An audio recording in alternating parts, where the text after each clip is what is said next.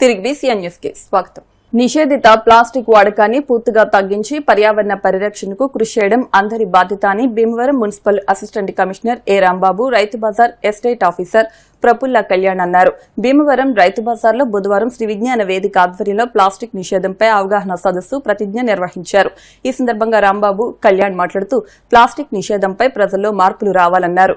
Plastic ఎక్కడికక్కడ వేయడం వల్ల మూగజీవాలు ప్లాస్టిక్ ని తిని మృతి చెందుతున్నాయని ఇది బాధాకరమన్నారు. కన్వీనర్ చెరుకోడ రంగసాయి మాట్లాడుతూ ప్రజలు క్యాన్సర్ బారిన పడకుండా ఉండేందుకు ప్లాస్టిక్ నిషేధంపై అవగాహన కల్పిస్తున్నామని, ప్లాస్టిక్ నిషేధానికి ప్రతి ఒక్కరూ సహకరించాలని అన్నారు.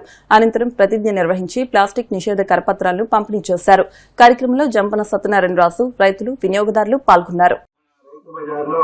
శ్రీ విజ్ఞాన వేదిక ఆధ్వర్యంలో జిల్లా కలెక్టర్ వారి ఆదేశాల మేరకు ప్లాస్టిక్ నిషేధం మీద ఒక కార్యక్రమం నిర్వహించడం జరుగుతుంది. ఈ కార్యక్రమానికి ముఖ్య అతిథిగా భీమవరం పట్టణ మున్సిపల్ అసిస్టెంట్ కమిషనర్ గారు, శ్రీ విజ్ఞాన వేదిక సభ్యులు, మన రైతులు, వినియోగదారులందరూ కూడా పెద్ద ఎత్తున పాల్గొనడం జరిగింది. దీని యొక్క ఉద్దేశం ఏంటంటే ఈ ప్లాస్టిక్ అనేటువంటి దాన్ని పూర్తి స్థాయిలో నిషేధించాలనేటువంటిది ప్రభుత్వం యొక్క ఉద్దేశం. దీని వల్ల జరిగేటువంటి అనర్థాలన్నీ కూడా మనం ప్రతిరోజు చూస్తా ఉన్నాం. ప్రధానంగా క్యాన్సర్ అనేటువంటిది ఈ ప్లాస్టిక్ వల్లే ఎక్కువ వస్తుందని చెప్పేసి నిర్ధారించడం జరిగింది. కాబట్టి ఈ ప్లాస్టిక్ కవర్లు అనేటువంటి వాటిని పూర్తిగా మనం నిషేధించాలి. దానికి మీరు తరపునుంచే రైతులు గాని, వినియోగదారులు గాని, ఈ గుడ్డ సంచులు గాని, మరి ఇతర గన్నీ బ్యాగ్స్ గాని అలాంటివి తీసుకురావడం, వాటిలోనే ఈ కూరగాయలు కొనుగోలు చేయడం చేయాలి. ఇప్పటికీ మనం రైతు బజార్లో అనేక కార్యక్రమాలు నిర్వహించడం జరిగింది. ఈ ప్లాస్టిక్ నిషేధం మీద మన దగ్గర ఇప్పటికే ఒక 90% వరకు ఈ ప్లాస్టిక్ అనేటువంటి పూర్తిగా నిషేధించడం జరిగింది. ఇంకా కొంతమంది అక్కడక్కడ తీసుకురావడం జరుగుతుంది. అదేవిధంగా మున్సిపల్ అధికారులు ఎప్పటికప్పుడు మీకు వచ్చి ఫైన్లు వేయడం, మీకు అందరూ కూడా హెచ్చరికలు కూడా చేయడం జరుగుతుంది. అయినప్పటికీ కొంతమంది తీసుకుంటా ఉన్నారు. కాబట్టి అది మంచిది కాదు. రాబోయే రోజుల్లో ఇది మనకి నష్టాన్ని కలిగిస్తుంది. అదేవిధంగా ఫైన్లు కూడా ఎక్కువ వేయడానికి కూడా కమిషనర్ గారు నిర్ణయం తీసుకుంటా ఉన్నారు. ఈ కార్యక్రమంలో పాల్గొన్న మీరందరూ కూడా తప్పనిసరిగా ఈ ప్లాస్టిక్ నిషేధం మీద మంచి భావనతో ఉండాలని చెప్పి, ప్లాస్టిక్ నిషేధించే దాంట్లో మీరందరూ సహకరించాలని, మీరందరూ కూడా దాంట్లో భాగస్వాములు కావాలని కోరుకుంటున్నాం. పట్టణంలో వ్యవసాయ మార్కెట్ శాఖ వారి ఆధ్వర్యంలో రైతు బజార్ నందు ప్లాస్టిక్ క్యారీ బ్యాగుల మీద రైడింగ్ చేయడం జరుగుతుంది. ఎవరు కూడా కూరగాయలు కొనడానికి వచ్చేవాళ్ళు గాని, అమ్ముకునే రైతులు గాని ఎవరు కూడా ఈ యొక్క ప్లాస్టిక్ నిషేధిత ప్లాస్టిక్ కవర్లు వాడకూడదు. దీని వల్ల భావి తరాలకి ఎంతో ఇబ్బంది ఉంది. ఇలా ఎన్నో సార్లు మేము చెప్తానే ఉన్నాం. మీరు ఇలానే కంటిన్యూ అయినట్టయితే కఠిన శిక్షలు, అధిక అపరాధ రుసుములు విధించడం జరుగుతుంది. పర్యావరణాన్ని కాపాడటానికి ప్రతి ఒక్కరు సహకరించాలి. ఇది మన యొక్క బాధ్యత. ఇక్కడ వచ్చేటువంటి రైతులు గాని, తర్వాత వ్యాపారస్తులు ఎవరు కొనుక్కోవడానికి వచ్చేటువంటి వాళ్ళు గాని గుడ్డ సందులు తీసుకొచ్చి వాటిల్లో తీసుకున్నట్టయితే మనం ఈ పట్టణంలో ఉన్నటువంటి కాలుష్యాన్ని తగ్గించవచ్చు. భవిష్యత్ తరాల వారికి మంచి వాతావరణం అందించవచ్చు. నాకు తెలిసి భీమవరం రైతు బజార్ చాలా రైతు బజార్లో ఉందని నా అభిప్రాయం. దానిలో భాగంగా ఇక్కడ రైతు సభ్యుల సమాయత్తంగా ఉండి ఐకమత్యంగా ఉండి కార్యక్రమాలు నిర్వహిస్తూ వస్తున్నారు. అటువంటి రైతు బజార్లో విజయవాడ కాలంలో ప్లాస్టిక్ మహమ్మారిని రైతు బజార్ ఎస్టేట్ ఆఫీసర్ చాలా వరకు అది చేశారు. ఇప్పుడు కూడా మనం వినియోగదారులకు సహకరించాలి. తొలి సహకరిస్తే ఇవన్నీ కార్యక్రమాలు జరుగుతాయి. ప్లాస్టిక్ వల్ల వచ్చే అనర్థాలు మనం తెలిసి కూడా ఈ ప్లాస్టిక్ వాడటం కాబట్టి జిల్లా కలెక్టర్ గారి ఆదేశాల మేరకు పురపాలక సంఘం ఆధ్వర్యంలో ఈ కార్యక్రమాలు నిర్వహిస్తున్నాం. రైతుల పంటల మార్కెటింగ్ బాధ్యత ప్రభుత్వాలదేనని, కార్పొరేట్ కంపెనీల లాభాల కోసం రైతులను బలి చేయవద్దని ఆంధ్రప్రదేశ్ రైతు సంఘం రాష్ట్ర అధ్యక్షులు వి కృష్ణయ్య కోరారు. ఆంధ్రప్రదేశ్ రైతు సంఘం రాష్ట్ర 23వ మహాసభలో జయప్రదం చేసిన వాలంటీర్లకు, కార్యకర్తలకు అభినందన సభ సిఐటియు జిల్లా ప్రధాన కార్యదర్శి డిఎన్విడి ప్రసాద్ అధ్యక్షతన ఏలూరులోని సిఐటియు జిల్లా కార్యాలయం హాల్లో నిర్వహించారు. ముఖ్య అతిథిగా విచ్చేసిన వి కృష్ణయ్య మాట్లాడుతూ ఆంధ్రప్రదేశ్ రైతు సంఘం రాష్ట్ర 23వ మహాసభలు ఏలూరులో ఘనంగా నిర్వహించిన ఆహ్వాన సంఘం కమిటీ వారికి, వాలంటీర్స్ గా సేవలు అందించిన వివిధ సంఘాల వారికి, పెద్దలు, ప్రముఖులు, దాతలు, ప్రింట్ అండ్ ఎలక్ట్రానిక్ మీడియా ప్రతినిధులకు సహకరించిన ప్రతి ఒక్కరికి ఆయన ధన్యవాదాలు తెలియజేశారు. రాష్ట్ర రైతు ఉద్యమానికి మహాసభలు ఎంతగానో తోడ్పడతాయని చెప్పారు. ఈ రైతు రాష్ట్ర మహాసభలో రైతులు ఎదుర్కొంటున్న వివిధ సమస్యలపై 7 కమిషన్లుగా చర్చించామని, పంటల వారీగా ఆయా పంటల రైతుల సమస్యలపై ప్రత్యేకంగా చర్చించామని చెప్పారు. రాష్ట్రంలోని అన్ని పంటల రైతుల సమస్యలపై, సాగునీటి ప్రాజెక్టుల సమస్యలపై కేంద్ర రాష్ట ప్రభుత్వాలు అనుసరిస్తున్న రైతాంగ వ్యతిరేక విధానాలపై తీర్మానాలు చేసి భవిష్యత్తు కార్యాచరణ రూపొందించామని చెప్పారు. మహాసభలో చేసిన తీర్మానాలకు అనుగుణంగా రైతాంగ సమస్యలపై సంబంధిత రాష్ట మంత్రులకు, రాష్ట ఉన్నతాధికారులకు వినతి పత్రాలు అందజేసినట్లు వివరించారు. రైతులు కష్టపడి పండించిన పంటలు ప్రైవేటు వ్యాపారస్తులకు అమ్ముకోవాల్సిన దుస్థితి ఏర్పడిందని ఆవేదన వ్యక్తం చేశారు. రైతుల పంటల మార్కెటింగ్ అంతా ప్రైవేటు వ్యాపారుల చేతుల్లో ఉండటం వల్ల వారి కబంధ హస్తాల్లో రైతు నలిగిపోతున్నాడని ఆందోళన వ్యక్తం చేశారు. ఈ కాలంలో మొక్కజొన్న, కందులు, శనగలు, వర్జీనియా, పొగాకు, మామిడి, జీడి మామిడి, పత్తి, కోకో, రొయ్యలు తదితర పంటల రైతులు మార్కెటింగ్ మాయాజాలంతో నష్టపోయారని అన్నారు. కేంద్ర రాష్ట ప్రభుత్వాలు ఏమాత్రం పట్టించుకోకుండా చోద్యం చూశాయని ఆయన తీవ్రంగా విమర్శించారు. రాష్టంలోని రైతులు రోజురోజుకి సంక్షోభంలో కూరుకుపోతున్నారని, ఈ సంక్షోభ కాలంలో రైతును రక్షించుకునేందుకు సమస్యల పోరాటాలు సాగించాలని పిలుపునిచ్చారు. కార్మిక, కర్షక ఐక్యతతో ముందుకు సాగుదామని చెప్పారు. అసంపూర్ణంగా ఉన్న సాగునీటి ప్రాజెక్టులను పూర్తి చేయాలని డిమాండ్ చేశారు. ఆంధ్రప్రదేశ్ రైతు సంఘం జిల్లా కార్యదర్శి కె శ్రీనివాస్, సిఐటియు జిల్లా అధ్యక్షులు ఆర్ లింగరాజు, వ్యవసాయ కార్మిక సంఘం జిల్లా కార్యదర్శి పి రామకృష్ణ, యూటీఎఫ్ జిల్లా ప్రధాన కార్యదర్శి రవికుమార్ మాట్లాడారు. ఎండల్లో కూడా నీళ్లు గ్రామాలు తిరిగి అనేక మీటింగ్లు పెట్టి వ్యవసాయం గురించి చాలా గ్రామాల్లో చర్చ జరిపి వారందరినీ కూడా ఎవరైతే రాకపోయినా అసలు ప్రత్యామ్నాయంగా ఉన్నటువంటి ఆలోచనలు ఏంటో కూడా ఒక తెలియజేయడానికి సందర్భంగా ఉపయోగపడింది అనుకున్నాను. రాష్ట్రం నుంచి 400 మంది దాకా డెలిగేట్స్ వచ్చారు. వాళ్ళందరూ కూడా చాలా సంతోషంగా, చాలా ఆనందంగా అన్ని రకాల ఏర్పాట్లన్నీ కూడా చాలా బాగా జరిగాయి. సహజంగా పబ్లిక్ మీటింగ్, ర్యాలీ ఇట్లాంటివి చెప్పి వదిలేస్తాం. కానీ కమిషన్లు ఏదో సమస్యల మీద, వ్యవసాయ రంగంలో సమస్యల మీద 7 కమిషన్లు వేసి ఆ 7 కమిషన్లకి మొత్తం డెలిగేట్స్ అందరూ కూడా 2 గంటల పాటు చర్చించుకొని అనేక తీర్మానాలు చేశారు. అక్కడ పంటల వారికి కూడా 15 పంటల ఇచ్చిన రైతులందరూ కూడా 15 పంటల్లో ఉన్నారు ప్రధానంగా. వారందరూ పంటల వారికి కూడా మళ్ళీ కూర్చొని 2 గంటలు 3 గంటలు కూర్చొని ఆ రకంగా ఆ పంటలో వస్తున్న సమస్యలు ఏంటి, ప్రభుత్వం దృష్టికి తీసుకెళ్లాల్సిన ఏంటి, ఇప్పటికి రాష్ట్ర ప్రభుత్వంలో 4 మంత్రులకి ఇక్కడ జరిగిన తీర్మానాలని, విషయాల్ని వాళ్ళ దృష్టికి తీసుకెళ్ళడం జరిగింది. అందుకని కేంద్ర రాష్ట్ర ప్రభుత్వాలు పంటలను మనల్ని కొనే బాధ్యత మనకు కాదు, వాళ్ళ ప్రైవేట్ వ్యాపారస్తులకు అమ్ముకోవడమే రైతులు అని చెప్పి నిర్ణయానికి వచ్చిన తర్వాత అంతా అన్ని పైలైపోయిపోతారు. సమస్యలు పరిష్కారం కాకుండా పోతాయి. ఉదాహరణకి ఈ నవంబర్లో నంద్యాల జిల్లాలో మొదటిసారిగా మొక్కజొన్నలు వచ్చింది. ఆ మొక్కజొన్నల పంటలు వారికి కొట్టలేదు, ఒక కేంద్రం కూడా పెట్టలేదు, కేజీ కొనలేదని వాడు జిల్లా రైతు సంఘం జిల్లా అడిగితే నేను ప్రిన్సిపల్ సెక్రటరీని, మహామంత్రి గారిని, అచ్చెన్నాయుడు గారిని కలిసి మహానివేదికలు అందించాము. సరే మేము ఢిల్లీ పంపుతాం, ఢిల్లీ వాడు కోటా ఇచ్చిన దాన్ని బట్టి కోటా ఉన్నారు. మందులు, పెసలు, శనగలు, లేటెస్ట్ గా పొగాకు, ఇట్లా 5 సార్లు గవర్నమెంట్ అన్ని ఢిల్లీ పంపించారు. 5వ సారి పొగాకు గురించి వెళ్తే ఆ ప్రిన్సిపల్ సెక్రటరీ ఆయన ఏమన్నా అంటే మీకేం పని లేదా అన్నాడు. మామూలు కదా, ఇప్పుడు అందరూ మీకేం కోపం వచ్చిందని అడిగాను.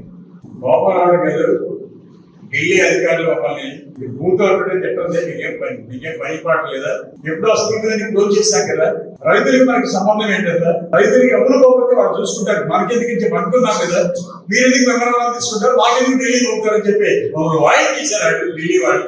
దేవి వాళ్ళు అయిపోయింటే రైతుకి ప్రభుత్వానికి సంబంధం లేదని చెప్పి ఒక కొత్త నినాదాన్ని, కొత్త ఆలోచన, కొత్త పద్ధతి వచ్చేసింది.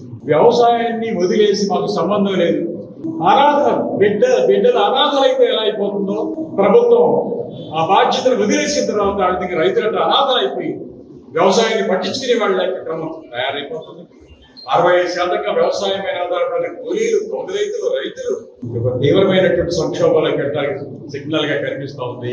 ఇప్పుడు పామాయిల్ రైతులు ఉన్నారు, ఆ విషయం పాత అయిపోయినాయి, 20 ఏళ్ళు అయిపోయింది, వాటిని మార్చమని రైతులు అడుగుతున్నారు. దానికి కొంత డబ్బు కూడా ఉంది. ప్రభుత్వం ఏం చేయాలి, కొత్త విషయాలు పెట్టి కొత్త రికవరీ బాగా వచ్చేది చేసి తెలంగాణ కన్నా ఇంకా కొంత బెటర్ గా ఉందని చెప్పి అనిపించే పని చేయాలి. ప్రభుత్వం ఏం మాట్లాడతారు అంటే అర్థం ఏంటి, కొత్త మిషనరీ పెట్టి కొత్త రికవరీ పెంచి ఆ బాబాయి రైతాంగం ఎలా రాసేది రక్షిద్దామని కాదు, అసలు ఆ బాధ్యతలోకి అట్లా మనం షుగర్ వ్యాపారంలో ఈ వ్యవహారంలో ముఖ్య పాత్ర పోషించిన వివిధ సంఘాల నాయకులకి, కార్యకర్తలకి అభినందనలు తెలియజేయాలి, కృతజ్ఞతలు తెలియజేయాలి. ఈ మహాసభ సహకరించిన ప్రతి ఒక్కరికి కూడా కృతజ్ఞతలు తెలియజేయాలని ఉద్దేశంలోకి అభినందన సభ ఏర్పాటు చేసి వచ్చిన వ్యక్తులందరికీ కూడా నమస్కారాలు. సమాజంలోని ప్రతి ఒక్కరూ తమ పరిధిలో కష్టకాలంలో ఉన్న అభాగ్యులకు చేతులైన సాయం అందించాలని new Andhra body builders association రాష్ట్ర ప్రధాన కార్యదర్శి షేక్ కాసిం అన్నారు.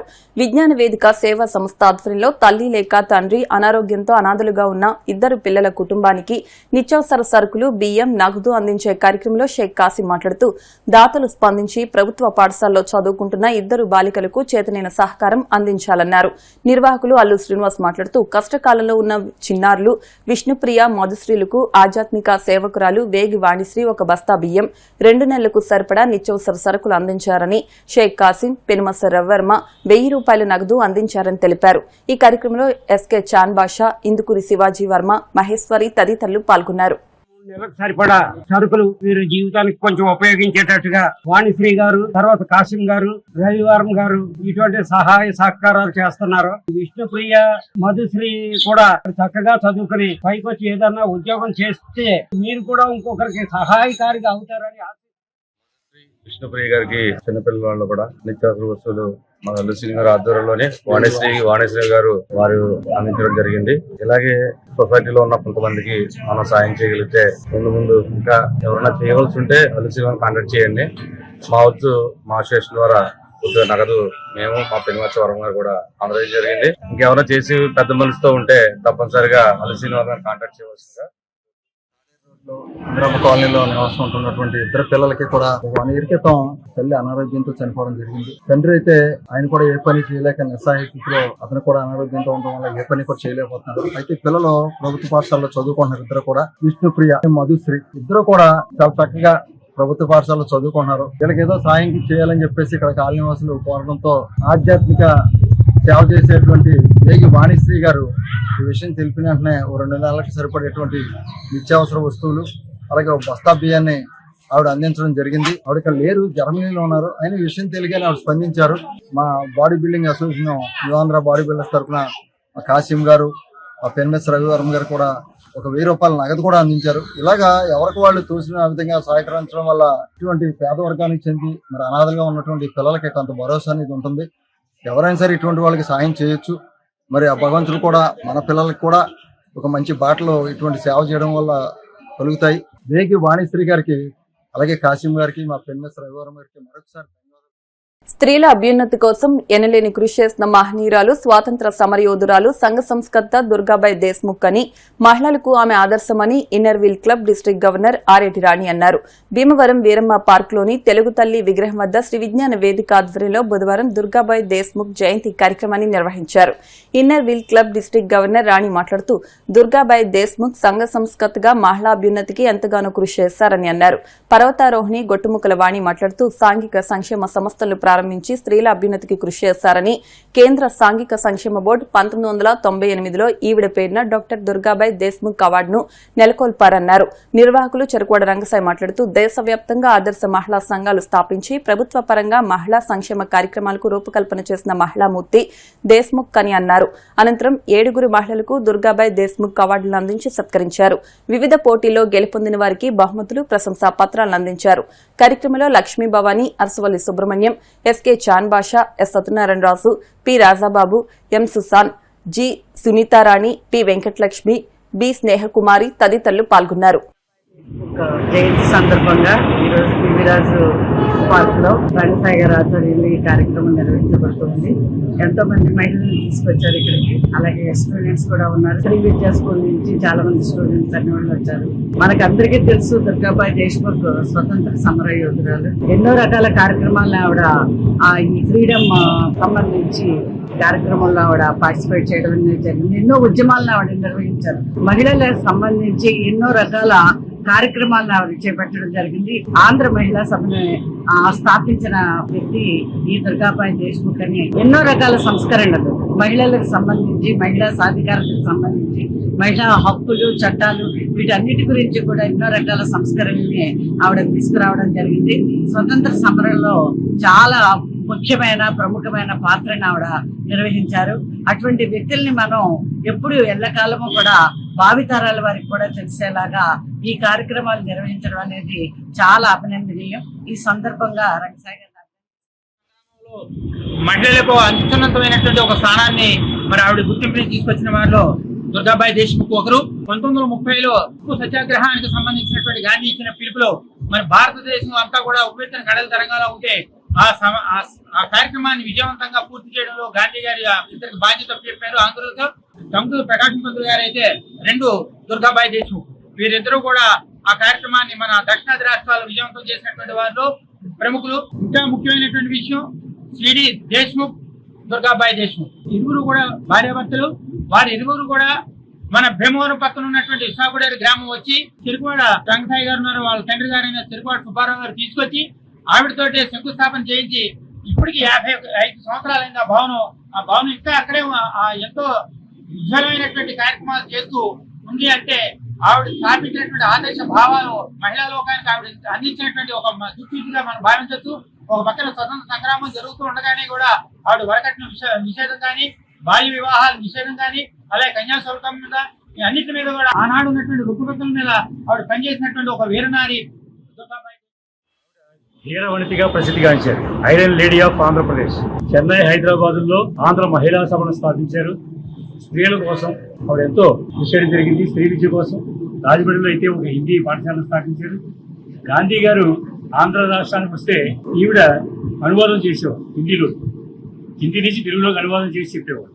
అటువంటి స్వాతంత్ర సమరయోధురాలు దుర్గాబాయి దేశ్ముఖ్ గారి జయంతి సందర్భంగా ఆవిడకి వేదం was an Indian freedom fighter, politician, lawyer, Indian social worker. She was founded in Andhra Mahila Sabha. She married D.C. Deshmukh in 1953. She lived in 1909, July 15th to 1981, May 9th. వార్తలు ముగించే ముందు ముఖ్యాంశాలు మరొకసారి. దున్నపోతు మీద వాన పడినట్టు ప్రభుత్వ తీరు ఉంది. చంద్రబాబు సానుభూతి పర్లే సిండికేట్ గా ఏర్పడి ఆక్వా రైతులను దోచుకుంటున్నారు. భీమవరంలో ఆక్వా రైతులతో సమావేశంలో వైఎస్ఆర్సీపీ అధినేత మాజీ ముఖ్యమంత్రి వైఎస్ జగన్మోహన్ రెడ్డి.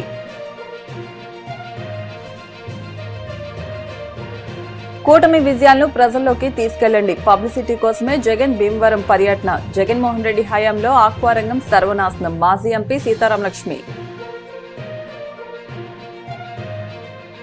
నిషేధిత ప్లాస్టిక్ వాడకాన్ని పూర్తిగా తగ్గించి పర్యావరణ పరిరక్షణకు కృషి చేయడం అందరి బాధ్యత. Bhimavaram municipal assistant commissioner Rambabu, Rythu Bazar estate officer Kalyan. రైతుల పంటల మార్కెటింగ్ బాధ్యత ప్రభుత్వాలదే. కార్పొరేట్ కంపెనీల లాభాలకు రైతులను బలి చేయడం తగదు. రైతు సంఘం రాష్ట్ర 23వ మహాసభలు విజయవంతానికి సహకరించిన అందరికీ ధన్యవాదాలు తెలిపిన రైతు సంఘం రాష్ట్ర అధ్యక్షులు కృష్ణయ్య. ఈ వార్తలు ఇంతటితో సమాప్తం. మరిన్ని వార్తల కోసం BCN digital YouTube channel, Facebook page ని ఫాలో అవ్వండి. అప్డేట్ వార్తల కోసం ప్లీజ్ సబ్స్క్రైబ్.